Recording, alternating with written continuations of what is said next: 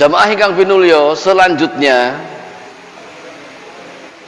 Syahrul Mubarak, bulan yang penuh berkah, berkenaan dengan Ramadan.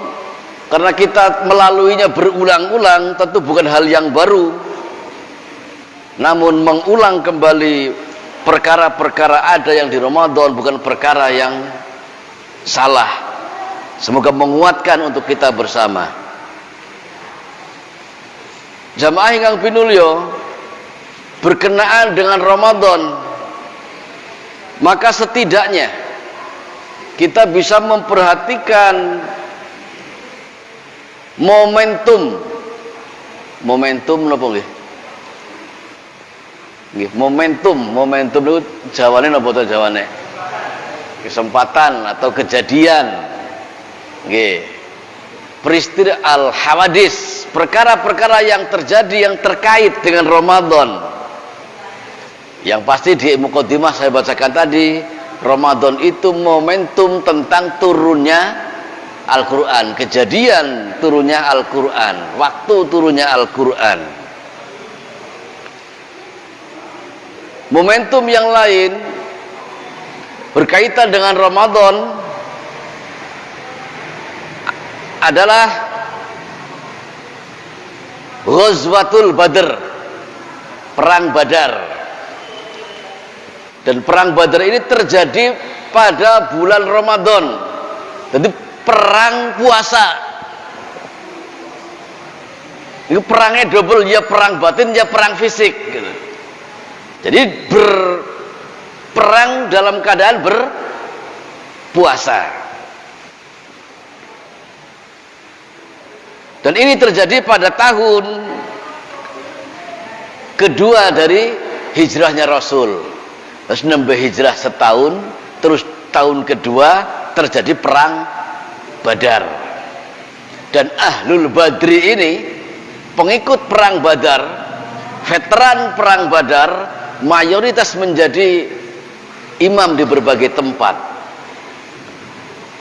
Sebab di antara persyaratan imam waktu itu, di samping beberapa persyaratan yang pernah kita sampaikan, yang pertama, imam idealnya adalah aqra'uhum fil Quran.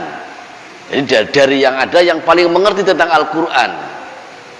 Kalau ilmu Qurannya sebanding, maka yang diangkat yang kedua adalah awaluhum fil hijrah, yang lebih awal hijrahnya. Kalau hijrahnya bareng, maka dicari poin yang ketiga. Kenapa kira-kira? Ilmu Al-Qurannya, kemudian hijrahnya, yang ketiga awaluhum fil Islam, yang lebih dulu masuk Islamnya. Ini hijrahnya bareng, ilmunya sebanding, tapi Islamnya si A dengan si B, duluan si B, maka yang layak menjadi imam adalah si B. Masuk Islamnya bareng umpamanya, maka ada poin yang ketiga, akbaruhum sunan, yang lebih sepuh, yang lebih tua kriterianya. Usianya bareng, sebanding, di minggu itu lahirnya, maka untuk tempo dulu bisa dilihat kriteria berikutnya adalah veteran perang Badar atau bukan. Nah, jadi ini menjadi bagian yang menjadi penentu. Tapi meskipun lebih sepuh, kalau dia bukan veteran Badar, maka yang veteran Badar yang lebih dikedepankan waktu itu.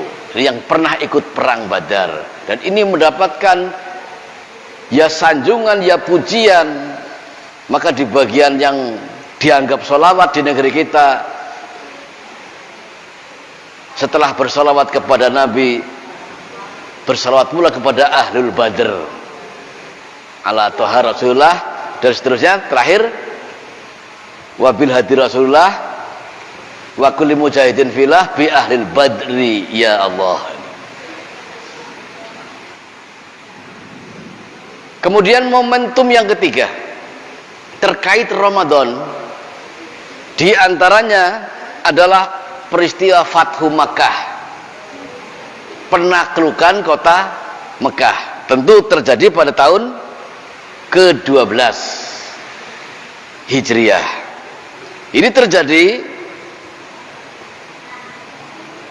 pada hari Jumat tanggal 20 Ramadan.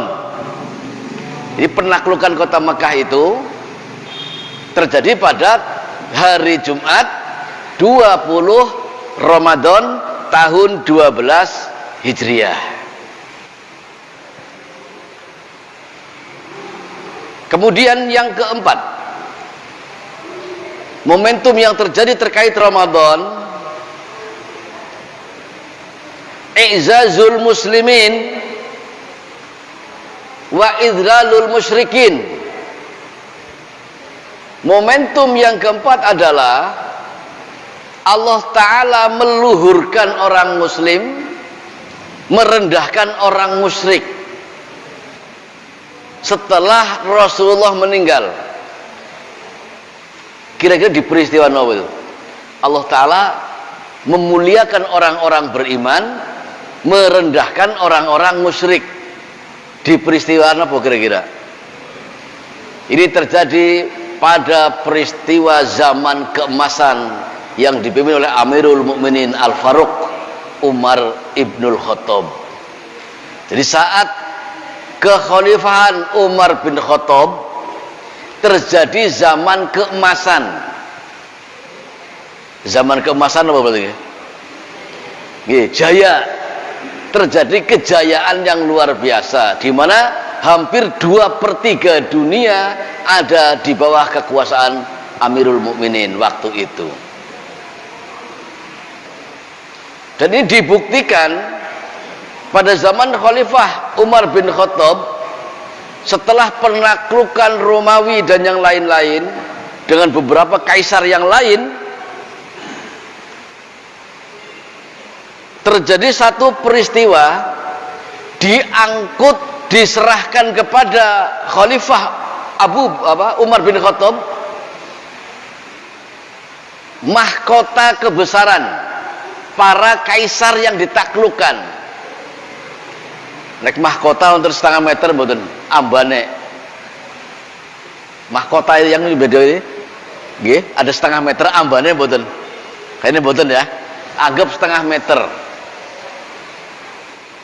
Yang dibawa itu diangkut, kemudian pakai kayak yang untuk ngangkut Sudirman, apa namanya, keranda, apa namanya itu, ini tandu.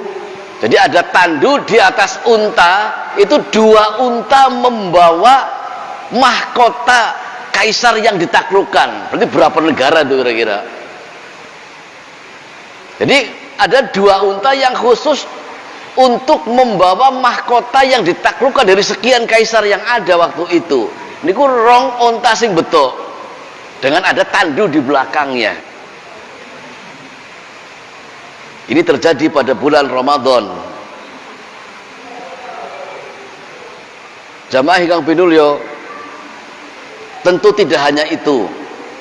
Coba kita urut dari awal Rasulullah, kemudian termasuk Fatu Mekah, Al-Quran turun, dan di antara peristiwa besar adalah penaklukan belahan bumi pada masa Khalifah Umar bin Khattab, hingga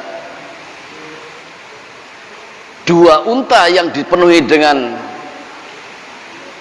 mahkota kekaisaran dari berbagai negeri disetorkan kepada Amirul Mukminin Umar bin Khattab. Dan waktu itu sebagian besar Eropa, meskipun tidak masuk Islam, mereka punya kesanggupan memberikan jizyah kepada Amirul Mukminin atau kepada Khalifah. Jizyah itu upeti.